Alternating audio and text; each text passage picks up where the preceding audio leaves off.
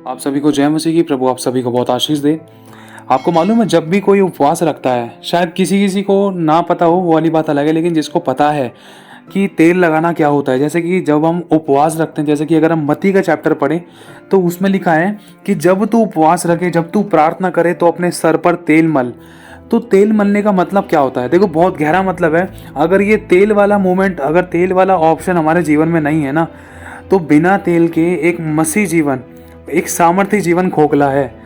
ध्यान से समझने की कोशिश करना, क्योंकि अगर तेल नहीं है तो सामर्थ्य नहीं है, अगर तेल नहीं है तो अभिषेक नहीं है, अगर तेल नहीं है तो परमेश्वर की अगुवाई भी नहीं है, तेल नहीं है तो छुटकारे भी नहीं है। क्योंकि तेल किस बात को दर्शाता है, तो ध्यान से समझना। प्रभु की आत्मा ने इस बात को सिखाया। मैं प्रभु का बहुत बहुत शुक्रिया अदा करता हूँ। थैंक यू होली स्पिरिट, धन्यवाद पिता। ध्यान से सुनना। जैसे कि अगर हम मत्ती का चैप्टर पढ़ते तो उसमें लिखा है, यदि जब तू प्रार्थना करे, उपवास करे, तो अपने पिता के पास जा, कोठरी में अपने आप को बंद कर, मतलब संसार से अलग करके अपने पिता के पास जाकर संगति कर। और अगर तू बैठता है, उपवास करता है, तो एक काम कर जिसमें कि तुझे अपने मुंह को धोना है, ताकि कभी भी तू अपने मुंह को धोए तो कोई भी थर्ड पर्सन, कोई भी व्यक्ति तुझे मतलब उपवासी ना जानने पाए। कहने का मतलब ये है कि जैसे उदाहरण के तौर पर मैंने उपवास रख लिया और मैं आपके चर्च में आ रहा हूँ और मेरे बाल भी रोके सूखे से हैं, मेरे मुंह पर मतलब मैंने मुंह भी नहीं धोया, ऐसा लग रहा है कि मैं सोकर उठकर आया हूँ, बहुत थका हुआ हूँ, आंखें लाल हो रही हैं। अगर कोई पूछ रहा है तो भाई क्या हो गया ब्रदर, क्या हो गया आपको? मैंने कहा भाई उपवास रखा हुआ है यार, बहुत थकावट सी लग रही है, कमजोरी सी लग रही है, ऐसे लग रही है, वैसे लग रही है। तो ये चीज़ है ना, ये बहानेबाजी, इन सब चीज़ों से हमें बचकर रहना है। इसलिए प्रभु कह रहा है कि जब तू उपवास करे तो अपने मुंह को धो, ताकि मुंह को धोने के द्वारा, या नहा ले या मुंह को धो, अगर ऐसा करता है तो इसके द्वारा लोग तुझे उपवासी ना जानेंगे, वरन तेरा पिता जो तुझे गुप्त में देखता है वो तुझे उपवासी जानेगा। क्यों? क्योंकि अगर हम फ्रेश दिखाई देंगे, फ्रेश रहेंगे, मुंह को धोने के कारण हमारी आंखें भी खुली रहेंगी, हमारी नींद उड़ जाएगी और हम प्रभु में जागृत रहेंगे। हमारे अंदर से आलस खत्म हो जाएगा, नहाने के द्वारा आलस खत्म हो जाएगा जब हम प्रभु के साथ संगति करेंगे। और इसके कई मतलब हैं, इसके आत्मिक रूप से कई और मतलब है, लेकिन आपको थोड़ा सा ऊपर ऊपर से बताया जा रहा है, ध्यान से समझना। अगर ज़्यादा कुछ डिफरेंट अगर उस वे में जाएँ तो बहुत ज़्यादा समय लग सकता है, लेकिन आपको जो मेन टॉपिक है वो बताना ज़रूरी है कि तेल मलने का मतलब क्या होता है। क्योंकि जब आप ये मोमेंट अपनी लाइफ में इसको अपनाते हो, इस परिस्थिति को अपनाते हो, जब इस सिचुएशन को अपनी लाइफ में लेकर आते हो कि सर पर तेल मलना, चाहे एक बूंद हो, चाहे थोड़ा सा हल्का सा हाथ में लेकर अपने सर पर मल लिया, नहाने के बाद या उपवास करते समय या मुंह धोने के बाद उपवास करते समय, या जैसे भी जब भी आप प्रार्थना में बैठ रहे हो उपवास के टाइम में, ठीक है। तो इसका मतलब होता क्या है? तो उससे पहले जैसे कि प्रभु ने कहा है कि जब तू उपवास करे तो अपने मुंह को धो, ताकि मनुष्य नहीं वरन तेरा पिता जो तुझे गुप्त में देखता है वो तुझे उपवासी जाने, वरन मनुष्य नहीं। तो प्रभु चाहता है कि बेटा जो भी तू कर रहा है ना, तू गुप्त में करे, और कोई थर्ड पर्सन, कोई तेरे को ये ना देखने पाए कि देख तेरे चेहरे पे कमजोरी है, शिकस्त है, या तेरे चेहरे पर देख ऐसी घबराहट है, तेरा चेहरा मायूस लग रहा है, बहुत सोया सोया उदास सा लग रहा है, बहुत थका हुआ लग रहा है, क्या हो गया? अगर कोई पूछ रहा है तो हमने झट से बता दे कि भाई मैंने उपवास रखा है। ये वो वाले उपवास नहीं है जो हम पहले यीशु मसीह में आने से पहले रखते थे, जब परकम्माएं मारते थे, हाँ भाई पेट में दर्द, सर में दर्द, भाई फल फ्रूट खा रहे हैं, मतलब बढ़ती कम चढ़ती ज़्यादा, तो मतलब यही हिसाब किताब था। लेकिन यहाँ पर ऐसा उपवास नहीं चलता, यहाँ पर अपनी अभिलाषाओं को मारने का उपवास चलता है, वो भी गुप्त में, किसी थर्ड पर्सन को पता भी ना चले। अगर आप उपवास रख रहे हो तो इसमें सिर्फ आपका पिता आपको उपवासी जाने। अगर आपके परिवार में अगर आपको लग रहा है कि कोई थर्ड पर्सन, अगर जैसे आप खाना वाना खाते हो, अगर अचानक आपने खाना बंद कर दिया, तो थर्ड पर्सन कोई आपका परिवार का कोई पूछेगा कि तू खाना क्यों नहीं खा रही है, तो आप उनको नॉर्मली इनडायरेक्टली बता सकते हो कि आज के दिन मैं खाना नहीं खाऊंगी, आज के दिन मैं खाना नहीं खाऊंगा, क्योंकि आज मैं प्रभु के साथ संगति करना चाहता हूँ और कुछ टाइम तक मैं बिना खाने के रहना चाहता हूँ, ये मेरी इच्छा है, बाकी प्रभु की मर्जी पूरी हो। बस इतना बोलकर क्लियर कर सकते हो। लेकिन वो भी ये नहीं कि बार बार ढोल बजाए जा रहे हो कि मैंने उपवास रखा है, उपवास रखा है, उपवास रखा है, ऐसा भी नहीं करना है। और दूसरी बात, अपने मुंह को धोना है, हर काम में फ्रेश दिखाना है, अपने आप को स्ट्रांग दिखाना है कि हाँ भाई मैं बिल्कुल थका हुआ नहीं हूँ, उपवास करने के कारण भी मैं कमज़ोर नहीं हूँ, मुझे चक्कर नहीं आ रहे, मैं वीक नहीं हूँ, मैं बिल्कुल भी परेशान नहीं हूँ, मैं बिल्कुल भी टेंशन चिंता परेशानी में नहीं हूँ, बिल्कुल भी थका हुआ फील नहीं कर रहा। उपवास के समय हमें ऐसा बिल्कुल भी फील नहीं करना है, ना ही कि दूसरे को महसूस होने देना। तो ये हो गई मुंह धोने वाली बात या नहाने वाली बात, या अपने आप को संसार से अलग करके और पिता के साथ गुप्त में बैठने वाली बात, ठीक है। और दूसरा है तेल मलना, या जब कभी भी आप लोग उपवास करते समय अपने सर पर हल्का सा सरसों का तेल या कोई भी तेल अपने सर पे लगाते हो, और तेल मलने का मतलब आपको परमेश्वर का आत्मा बताना चाहता है, ध्यान से समझना, इसका मतलब है कि अपने आप को संसार से अलग करना। क्यों? क्योंकि तेल दिखाता है अभिषेक को, और अभिषेक जिसके पास है वो अभिषेक्त है, जिसके पास बुद्धि है वो बुद्धिमान है, जिसके पास शक्ति है वो शक्तिशाली है, जिसके पास ज्ञान है वो ज्ञानी है। तो इसी तरीके से जिसके पास अभिषेक है वो अभिषिक्त है। और वचन कहता है कि मैंने तुझे माँ के गर्भ में आने से पहले ही तुझे चुन लिया है, मैंने तेरा चित्र अपनी हथेली पर बनाया है, और मैंने तुझे जाति जाति पर भविष्यद्वक्ता ठहराया है, और मैंने तेरा गाढ़े तेल से तेरा अभिषेक किया है, और तेरा कटोरा उमड़ रहा है। मतलब परमेश्वर ने आपको माँ के गर्भ ही से चुन लिया है और आपका अभिषेक किया है अपने सामर्थी तेल से, और आपको जाति जाति पर भविष्यद्वक्ता ठहराया है। तो आप अभिषिक्त बन गए। ध्यान से समझना, ये बहुत गहरी बात है। जब आप इस बात को जान लोगे ना तो आप समझ पाओगे कि आपके शब्दों की पावर क्या है। जब आप उपवास रखोगे, जब आप अपने सर पे तेल लगाओगे, तो तेल लगाने की गहराई को भी जानना ज़रूरी है। ये नहीं कि ना लिया, हाथ मुँह धो लिए, तेल लगा लिए, वापस अपने संसार में लिप्त हो गए, उल्टी सीधी बुराइयाँ कर रहे हैं, गलत और गंदे काम कर रहे हैं, हंसी रट्टा कर रहे हैं, प्रभु के साथ संगति नहीं कर रहे, बैठ नहीं रहे, प्रार्थना में नहीं आ रहे, आराधना में नहीं आ रहे, वरना अपने कामों में लिप्त हैं, भूखे रह रहे हैं, और लेकिन अपने सारे घर के काम कर रहे हैं, लेकिन प्रभु के साथ तो समय नहीं बिता रहे। ये तो शरीर को कष्ट देने वाली बात हो गई। और ना ही हम उपवास रख के ना तो अपनी बुराइयों को खत्म कर रहे हैं, तो कोई फायदा नहीं। ये तो शरीर को कष्ट देने वाली बात है। इससे बढ़िया उपवास रखो ही मत। अगर रख रहे हो तो बुराई को छोड़ने का उपवास रखो। सच्चा उपवास ये है। अगर आपको जानना है कि किस किस प्रकार के कैसे उपवास होते हैं, किस किस परिस्थिति के लिए रखे जाते हैं, कितने प्रकार के होते हैं उपवास, और भी कई प्रकार के होते हैं, तो उसके लिए ना आप इसी चैनल की वीडियोस में जाकर या प्लेलिस्ट में जाकर आप चेक कर सकते हैं। वहाँ पर प्लेलिस्ट बनी हुई है उपवास के बारे में, ताकि आप गहरी बातों को जान पाओ, समझ पाओ, और उनको अपने जीवन में जब आप अपनाओगे तो आपको ऑन द स्पॉट अपनी ज़िंदगी में रिजल्ट दिखाई देंगे। ये सच्चाई है, क्योंकि हमने अपनी ज़िंदगी में बहुत कुछ अपनाया। खुदा ने इस बात को लेकर, इन उपवासों को लेकर बहुत कुछ सिखाया है। तो और दूसरी बात यह है, जैसे ही एक अभिषिक्त व्यक्ति जिसका परमेश्वर की ओर से अभिषेक किया गया है माँ के गर्भ में आने से पहले ही, मतलब आपका और मेरा प्रभु ने माँ के गर्भ में आने से पहले ही हमारा अभिषेक किया है, और हमारा कटोरा उमड़ रहा है, हमारा चित्र अपनी हथेली पर बनाया है, और हमें पहले से ही जाति जाति पर भविष्यद्वक्ता ठहरा दिया। भविष्यद्वक्ता मतलब जैसा बोल देंगे वैसा हो जाएगा। भविष्यद्वक्ता मतलब परमेश्वर के द्वारा सुनना और परमेश्वर से सुनकर दूसरों को बताना, उसे कहते हैं प्रॉफिट। जो परमेश्वर से सुनकर सामने बताता है, मतलब एल मतलब लव, ऊपर से देना सामने की तरफ, मतलब उसको ट्रांसफर कर देना, शेयर कर देना। ठीक है, ऊपर से लेना मतलब प्रभु से लेना, और सामने की तरफ उसको ट्रांसफर कर देना, शेयर कर देना। तो इसका मतलब होता है प्रॉफिट, और प्रभु के अनुसार चलने वाला भविष्यद्वक्ता। और आप और मैं भविष्यद्वक्ता है। तो बात होती है अभिषिक्त की। अभिषिक्त वो है जिसका अभिषेक किया गया है, और अभिषेक के बारे में परमेश्वर का वचन कहता है कि परमेश्वर ने अपने अभिषिक्त को अपने लिए अलग करके रखा है। देखो बहुत गहरी बात है, सारी बात यहीं पर है कि परमेश्वर ने अपने अभिषिक्त को अपनी महिमा के लिए अलग करके रखा है। मतलब आपको और मुझे परमेश्वर ने अपना अभिषिक्त कहा है, और हमें संसार से अलग करके रखा है। हम प्रभु के नाम पर विश्वास करते हैं, बपतिस्मा ले चुके हैं, उसके अनुसार चलते हैं, तो हम संसार के कामों में, पूजा पाठ में, गंडे तावीज़ों में, दूसरे रीति रिवाजों में, दूसरे अन्य जातियों में, शादी ब्याह, इन सब चीज़ों में, काम में सम्मिलित नहीं हो सकते। क्यों? क्योंकि परमेश्वर ने हमें इन कामों से, वरन संसार की सभी अभिलाषाओं से, संसार के सभी कामों से हमें परमेश्वर ने पहले से ही अलग करके रखा है, ताकि हम उसके गुणानुवाद करें, उसकी महिमा करें, उसके कार्य को प्रकट करें, आश्चर्य कर्म करें, बड़े बड़े काम करें, और परमेश्वर की महिमा को प्रकट करें, पृथ्वी के छोर तक बहुत बड़े गवाह ठहरें। और ये अभिषेक ऐसे ही नहीं होता, ये खुदावन की ओर से किया गया है। और इस अभिषेक का मतलब होता है तेल। जैसे तेल आपको बताया कि तेल अगर आप अपने सर पे लगा रहे हो तो तेल का मतलब है अभिषेक। अगर आप अपने सर पर तेल लगा रहे हो तो मतलब आपका अभिषेक हो गया। और उस अभिषेक के साथ आप जब प्रार्थना करोगे उपवास के साथ, तो ऐसा हो ही नहीं सकता कि आपकी जो प्रार्थना है, जो आप प्रार्थना कर रहे हो, उसका उत्तर ना मिले। और लेकिन आपको प्रार्थना करने का तरीका क्या है, उपवास किस किस परिस्थिति में कैसे रखा जाता है, और आप जो उपवास रख रहे हो कैसा है, उसमें आपको अपनी तरफ से क्या करना है, और दूसरों के लिए आपको क्या करना है, और परमेश्वर की ओर से आपको क्या करना है, उस बातों को जानने के लिए प्लीज़, जब आप उन गहरी बातों को जान पाओगे ना, तभी आप समझ पाओगे कि आपको प्रार्थना कैसे करनी है उपवास के समय में, किस तरीके से करनी है, किस किस तरीके से आप उपवास रख सकते हो, और किस प्रकार का उपवास आपको रखना जरूरी ज़रूरी है और किस उपवास के द्वारा आपके और दूसरों के जीवन में चमत्कार और काम होंगे। उन बातों को जानने के लिए मेरे भाई और बहनों आपको प्लेलिस्ट में जाकर वो उपवास वाली वीडियोस देखना ज़रूरी है। जब आप समझ पाओगे कि हाँ भाई, जब आपने अपने मुंह को धोया और अपने पिता के पास अकेले में जाकर प्रार्थना करने लगे, दीन और नम्र और ज़ीरो बन के अपने आप को शून्य करके और अपने सर पर तेल को मला, और जब आप पिता से प्रार्थना कर रहे हो तो आपकी प्रार्थना के रिजल्ट आपको अपनी आंखों के सामने खुदावंद दिखाएगा, क्योंकि ऐसा हमारे साथ हुआ है। ये नहीं कि बस हाँ भाई मैंने मुंह को धो लिया और मैंने सर पे तेल मल लिया, जाकर मैं झट से अकेले में पिता के साथ प्रार्थना करने लग गया। ये ऐसे ही नहीं हो जाता है।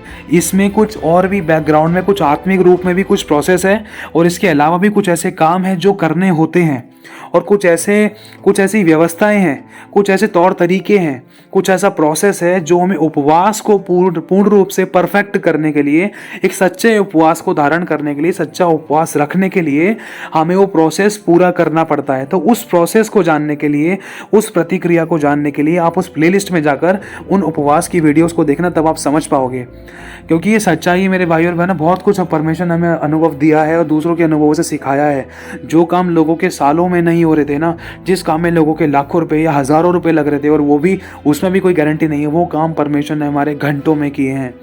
क्यों किए हैं, कैसे किए हैं, उसके भी बहुत सारे तौर तरीके हैं। अगर आप उन वीडियोस को देखोगे तो बहुत कुछ समझ पाओगे, सीख पाओगे, जान पाओगे। अगर आप अपने जीवन में परमेश्वर की इच्छा को पूरा करना चाहते हो, और अगर आप सच्चा उपवास रखना चाहते हो, और उपवास की गहराई को जानकर समझकर उसके अनुसार करना चाहते हो, और वो उपवास रखना चाहते हो जो परमेश्वर के ग्रहण योग्य है, तो परमेश्वर आपकी प्रार्थना को ज़रूर सुनेगा। क्योंकि देखो, एक उदाहरण के तौर पर छोटी सी बात आपको बताना चाहता हूँ, क्योंकि ये छोटी नहीं है, आपको सुनने में छोटी लग सकती है, लेकिन ये बहुत बड़ी ऐसी एक बात है जिसके द्वारा इंसान का स्वर्ग जाना रोक सकता है। चाहे मैं रोज उपवास रख लूँ, चाहे इंसान रोज उपवास रख ले, चाहे रोज बपतिस्मे ले ले, चाहे रोज बड़ी बड़ी प्रार्थनाएं कर ले, चाहे 24 घंटे आराधना प्रार्थना कर ले, लेकिन अगर इंसान ने किसी को माफ़ नहीं किया है ना, प्रेम नहीं किया है, क्षमा नहीं किया है, दया नहीं की है, अनुग्रह नहीं किया है, तो खुदावन पहले ही साफ कहता है, देख तू हत्यारा है। क्यों? क्योंकि तूने अपने भाई से प्रेम नहीं किया, अपने भाई को क्षमा नहीं किया, अपने भाई पर तूने दया नहीं की है। इसलिए जा, पहले तू भेंट को अपनी यहीं पर, अपनी प्रार्थना को यहीं पर रहने दे।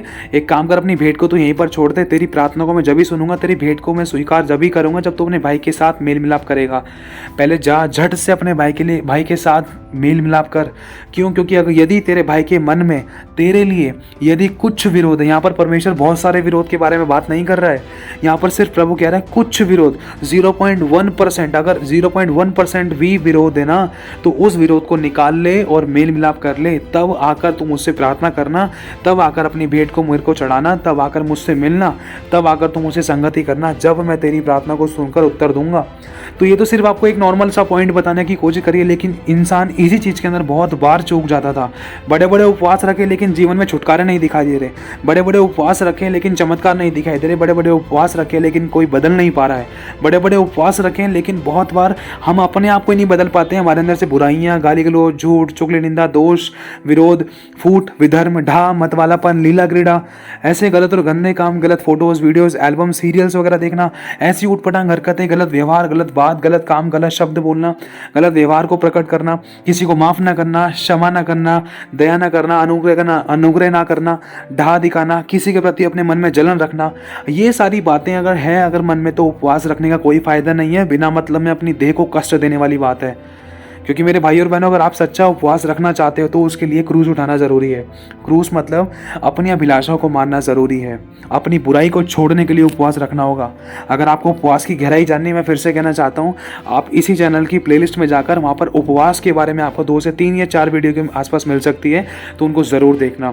अब बात हुई तेल की, तो तेल दिखाता है अभिषेक को, और अभिषेक आपका किया गया है, मेरा किया गया है, अभिषेक हम सब मनुष्य का किया गया है जो उस पर विश्वास करता है और जो उसके अनुसार चलता है, जो इस बात को जान चुका है कि हाँ, परमेश्वर ने मुझे माँ के गर्भ ही से चुन लिया है और मुझ पर अपना तेल मला है और मेरा कटोरा उमड़ रहा है और मुझे जाति जाति पर भविष्यद्वक्ता ठहराया और मेरा तेल से अभिषेक किया है। तो आप अभिषेक नहीं वरन अभिषिक्त बन गए।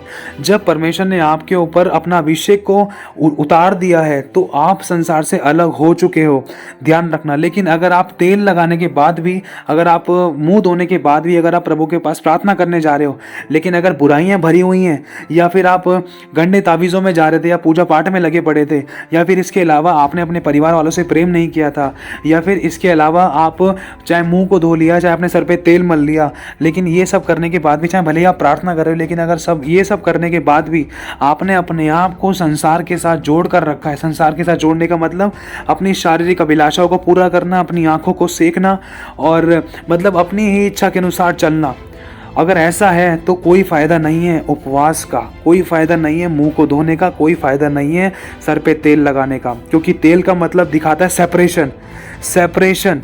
हमें अपने आप को संसार से अलग करना है। जैसे प्रभु यीशु मसीह ने अपनी अभिलाषाओं को मारा और अपने आप को संसार से अलग किया, और यही शिक्षा खुदावन यीशु मसीह ने हमें दी। कहा कि संसार का सदृश्य ना बनो, संसार का जैसा मत बनो। तुम्हारे मन के नया हो जाने से तुम्हारा चाल चलन भी बदलता जाए। जब से तुमने अपना मन बदला है, कि तुमने दूसरी जगह से विश्वास हटाकर जब तुम मुझ पर विश्वास करने लगे हो, तो उसी दिन से तुम्हारा चाल चलन भी बदलता जाए।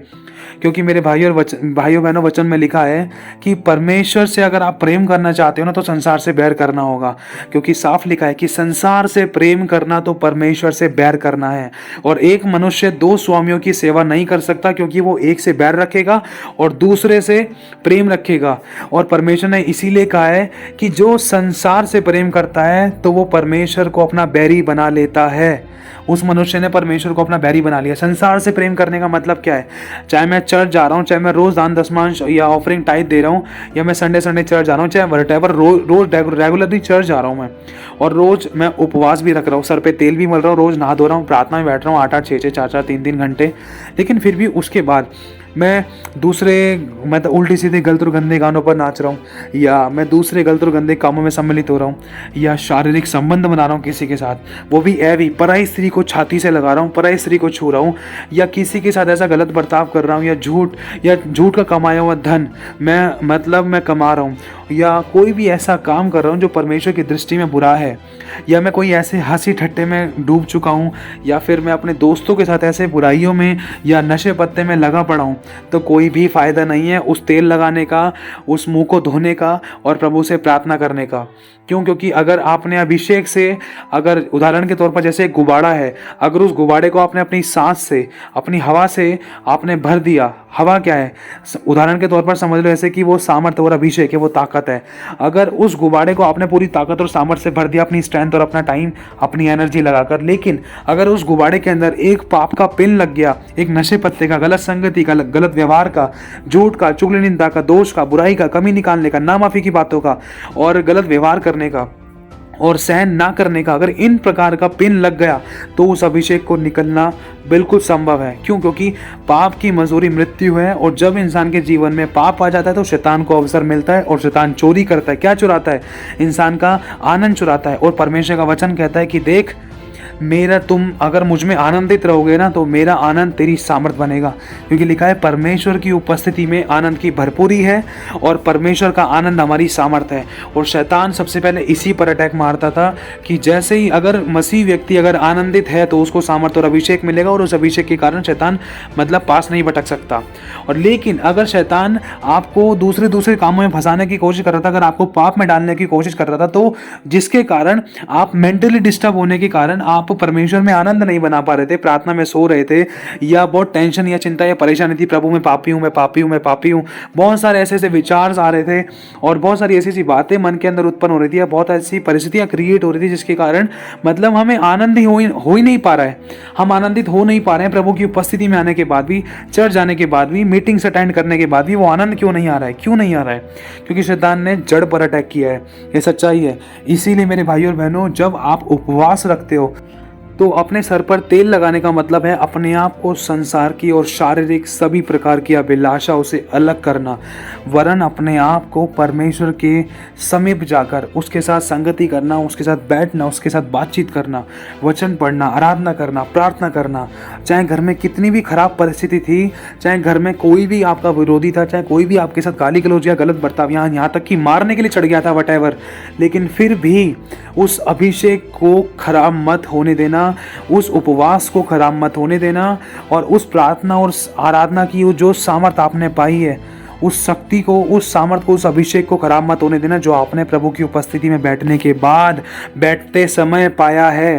क्योंकि शैतान जानता है कि देख ये उपवास रखेगी या इसने उपवास रखा और ये प्रार्थना से उठी है, अब देख इसको मैं देख कैसे गड़बड़ाऊंगा, इसके सामने ऐसी परिस्थिति लेकर आऊंगा कि इसके मुंह से गलत निकलेगा। ये अपने पति से लड़ेगी, अपने बच्चों को गाली बकेगी, या मेरे विरुद्ध में आएगी, या ऐसे करेगी या वैसे करेगी, ये शब्द बोलेगी वो शब्द बोलेगी, ऐसे बोल बोल कर इससे मैं पाप पे पाप कराऊंगा और गुब्बारे के अंदर मैं इतने सारे पाप के छेद करवा दूंगा जिसके द्वारा इसका सारा अभिषेक, सारी सामर्थ यूं ही निकल जाएगी। फिर इसकी प्रार्थना खोखली, चाहे 1000 बार प्रार्थना कर ले तब भी कोई फायदा नहीं। क्यों? क्योंकि पाप जीवन के अंदर आ गया और शैतान को अवसर दे दिया गलत बोलने के कारण। तो शैतान बहुत चालाक है, इसलिए परमेश्वर का वचन कहता है कि शत्रु को अपने से कमजोर मत समझना। इसलिए प्रभु का वचन कहता है कि सांप की नाई चतुर हो जाओ, कबूतर की नाई भोले हो जाओ। इसीलिए प्रभु का वचन कहता है कि समय समय तैयार रहो, क्योंकि शैतान गरजने वाले सिंह के समान द्वार के बाहर खड़ा है कि कब किसको फाड़ खाए। वो तो तैयारी में रहता है, जैसे ही परमेश्वर के लोग आज्ञा तोड़े वैसे ही वो काम करे। शैतान की तो यही चाल रहती है कि जब ये आज्ञा तोड़े वैसे ही काम करे, क्योंकि परमेश्वर का वचन पूरा होता है कि आज्ञा न मानने वालों के जीवन में शैतान काम करता है। और शैतान क्या करता है? चोरी करना, नाश करना और घात करना। क्या चुराता है? चैन चुराता है, अभिषेक चुराता है, सामर्थ चुराता है, आशीष चुराता है, बरकत चुराता है, प्रेम चुरा लेता है पति पत्नी के बीच का, और रिश्तों को खराब करना, मतलब अच्छी मतलब संगति को चुराने की कोशिश करता है, सेहत चुरा लेता है। जब भी तो इंसान बैठ नहीं पाता है प्रार्थना और रात में। क्यों चुराता है? शैतान को अवसर मनुष्य ने खुद दिया है।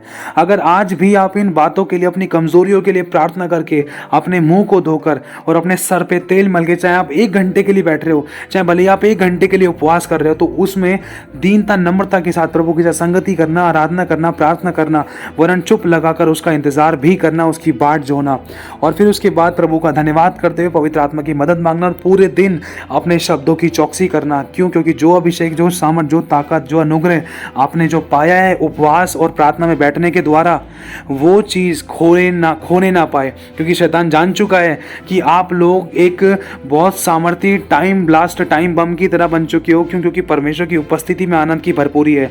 जब आप प्रभु की उपस्थिति में आए हो तो परमेश्वर की सामर्थ आपके अंदर ट्रांसफर हुई है। अब जब सामर्थ ट्रांसफर हुई है तो शैतान जान चुका है अब इसके अंदर सामर्थ आ गई है, जो भी ये प्रार्थना करेगी वो चमत्कार होगा।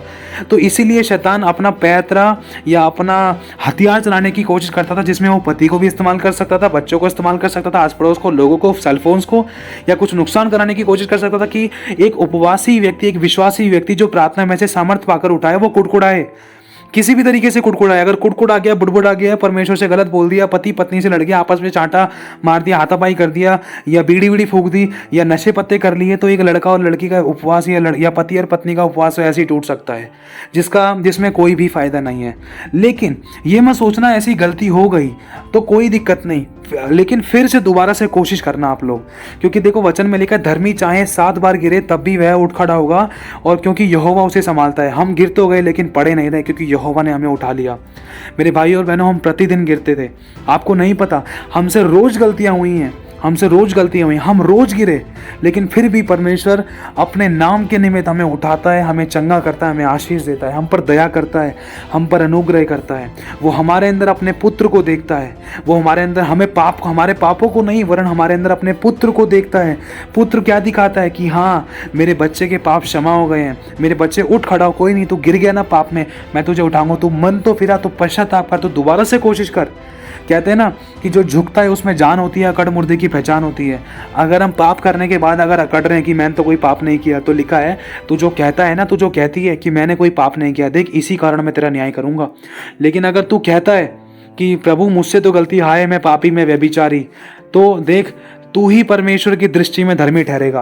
क्यों? क्योंकि लिखा है, जो अपने अपराधों को छिपा के रखता है उसका काम सफल नहीं होता, वरन जो उनको मान लेता और छोड़ भी देता है उस पर दया की जाएगी। तो अपनी गलती को मान लो। जो मैं कह रहा हूँ, फिर से गलती हो भी गई थी, लेकिन उठो, फिर से कोशिश करो, रेस्ट करो, और उसके बाद उपवास रखो। आपको शैतान ने गिराने की कोशिश करी है ना, 10 बीमारों के नाम लिखो, 5 बीमारों के नाम लिखो, 5 ऐसे टूटे रिश्तों लोगों के परिवारों के नाम लिखो, 5 पड़ोसियों के नाम लिखो, नाम लिख कर उनके लिए प्रार्थना करो हाथ रख के, तब शैतान हिलेगा, वो देखेगा अरे मैंने तो उसको बिना मतलब में गिरा दिया, अब तो ये और सामर्थ्य प्रार्थना करने लगी, अब तो और अगल बगल के लिए, अपने परिवारों के लिए, अब तो और दूसरों के लिए प्रार्थना कर रही है, अब तो और प्रार्थना कर रहा है लड़का, मैंने उसको बिना मतलब में छेड़ दिया।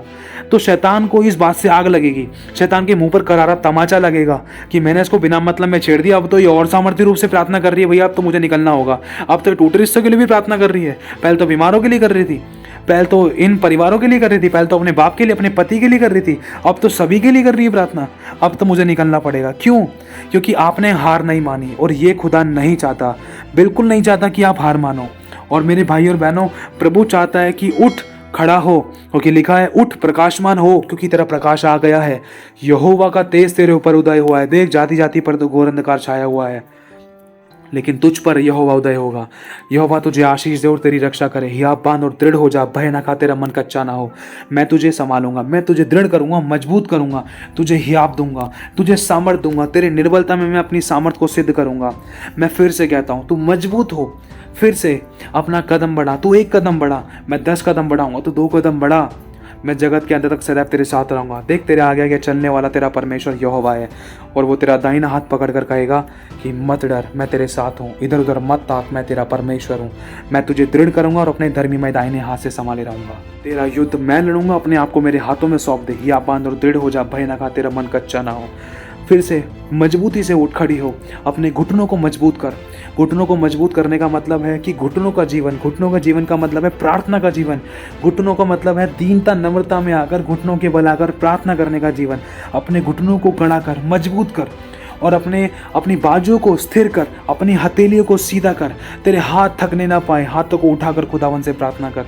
खुदा चाहता है कि आज आपके घुटने और आज आपके हाथ मजबूत हो। और बहुत से लोग ऐसे हैं जो बहुत जल्द ही पवित्र आत्मा का दान पाने वाले हैं। मांगो प्रभु से, पवित्र आत्मा का दान पिता मुझे दीजिए, मुझे दीजिए। मांगो, लिखा है यदि तुम पिता से पवित्र आत्मा मांगोगे तो वो तुम्हें क्यों ना देगा। आपको मांगना है। एक हाथ से ताली नहीं बजती, 2 हाथ से बजती, लेकिन उसके अनुसार चलना भी है। पिता जब चाहे, जब अपने आप को पुत्र पर, मतलब पुत्र आप और मैं, हम लोगों पर प्रकट कर सकता है, पुत्री पर प्रकट कर सकता है, लेकिन ये पिता की इच्छा है। अगर उसकी इच्छा को अगर हम पूरा करेंगे ना, तो ज़रूर वो हमारी भी इच्छा को पूरा करेगा। हमारी इच्छा क्या है कि उसके लिए जीना और पवित्र आत्मा का दान पाना, उसकी आत्मा के अगुवाई में चलना और सामर्थ्य रूप से इस्तेमाल होना, शैतान के सर को कुचलना। क्योंकि मेरे भाइयों और बहनों, यही हमारे लिए भला है, और हम इसी के लिए बुलाए गए हैं कि हम परमेश्वर के साथ संगति करें, उसकी इच्छा को जानें और उसी की सिद्ध इच्छा को पूरा करें, सुसमाचार सुनाएं, और परमेश्वर का राज्य बढ़े और परमेश्वर का नाम महिमा पाए। और निष्कलंक, निष्पाप, तेजस्वी कलीसिया के रूप में हम लोग, और जो हमारे अंडर में है, जिनको हम सिखा रहे हैं, या जो हमारे द्वारा सीख रहे हैं, या जो हमें सिखा रहे हैं, वो सब लोग, वरन जिनको हम जानते हैं, जिनको नहीं जानते, हम सब मनुष्य निष्कलंक, निष्पाप, तेजस्वी और पवित्र कलीसिया बनकर तैयार हो जाएं, जिसे प्रभु यीशु मसीह दोबारा बादलों में लेने आने वाला है। तो प्रभु आप सभी को आशीष दे। याद रखना, तू परमेश्वर का अभिषिक्त है, तू परमेश्वर की अभिषिक्त है। अपने शब्दों को ठीक कर और खुदावन के साथ साथ चल। खुदा तेरे जीवन में काम करने पर है, प्रभु तेरे साथ है। तो बस तेरा विश्वास ना जाने पाए, और बस तू कोई गलत कदम ना उठाने पाए। मेरे साथ चल और अपने आप को मेरे हाथों में सौंप दे, तू मेरी महिमा को देखेगी। तो एक आखिरी बात और कहना चाहता हूँ, अगर आपको लगता है कि आप अपनी आत्मिक रूप में लाइफ में किसी भी तरीके से, अपनी ज़िंदगी में किसी भी हिस्से में अपनी लाइफ के आप कमज़ोर हो, या कुछ परमेश्वर की महिमा के लिए कर नहीं पा रहे हो, या कुछ भला नहीं कर पा रहे हो, या अपनी आत्मिक उन्नति नहीं देख पा रहे हो, या परमेश्वर की वचनों की गहराई को नहीं जान पा रहे हो, या कुछ भी परमेश्वर की महिमा के लिए अपने आप को भर नहीं पा रहे हो, तो वचन में लिखा है कि देख, तेरा तो उस पवित्र की ओर से अभिषेक किया गया है, और तुझे किसी का प्रयोजन नहीं है कि कोई तुझे सिखाए, वरन वो अभिषेक जो उस पवित्र की ओर से किया गया है वो तुझ में बना रहता है, और वरन वो आप ही अभिषेक वो तुझे स्वयं सिखाएगा, और वही सिखाता है।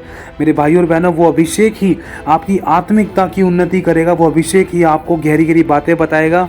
उस अभिषेक के द्वारा बड़े बड़े काम होंगे, और उस अभिषेक के द्वारा ही आपकी निर्बलता, आपकी कमजोरियां सामर्थ्य में बदलेंगी। और ध्यान रखना, वो अभिषेक कभी खोने ना पाए। तो प्रभु आशीष दे आप सभी को। जय मसीह की।